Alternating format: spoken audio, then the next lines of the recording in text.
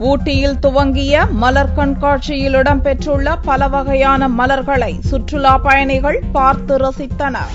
ஊட்டியில் நடந்து வரும் கோடை விழாவின் ஒரு அங்கமாக அரசு தாவரவியல் பூங்காவில் 118வது ஆண்டு மலர் கண்காட்சி வெள்ளியன்று துவங்கியது.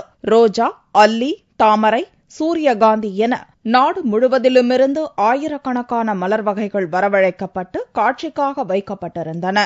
கோடையை முன்னிட்டு ஊட்டிக்கு வந்த ஆயிரக்கணக்கான சுற்றுலா பயணிகள் தாவரவியல் பூங்காவை முற்றுகையிட்டு கண்காட்சியில் இடம்பெற்றிருந்த பல்வேறு வகை வண்ண மலர்களை பார்த்து வியந்தனர். 16,000 மலர்களை கொண்டு உருவாக்கப்பட்டிருந்த தோடா பழங்குடியினத்தவர் குடிசை மற்றும் தோடா பழங்குடியின குடும்ப உறுப்பினர்களின் உருவங்கள் பார்வையாளர்களை வெகுவாக கவர்ந்தன. அதேபோல 70,000 ரோஜா பூக்களை கொண்டு 60 அடி நீளம் 10 அடி உயரத்துக்கு உருவாக்கப்பட்டிருந்த மெட்ரோ ரயிலும் கண்ணை கவரும் வகையில் அமைந்திருந்ததாகவும் ஒரே இடத்தில் ஆயிரக்கணக்கான வகை மலர்களை பார்த்து மயங்கி போனதாகவும் சுற்றுலா பயணிகள் தெரிவித்தனர். ஃபேமிலியோட வந்திருக்காங்க. இங்க ஊட்டி ஃபிளவர் ஷோ பாக்குறதுக்கு ரொம்பவே என்ஜாயபிளா இருக்குங்க. நாங்க எங்க ஃப்ரெண்டோட ஃபேமிலியோட வந்திருக்காங்க. இங்க மெட்ரோ ட்ரெயின், ஆதிவாசி ஹவுஸ் எல்லாமே நல்லா இருக்குங்க. ஃபிளவர் எல்லாமே சூப்பரா இருக்கு. இங்க இருந்து போறதுக்கே மனசு இல்லைங்க. ரொம்பவே கண்கொள்ளா காட்சியா இருக்குதுங்க.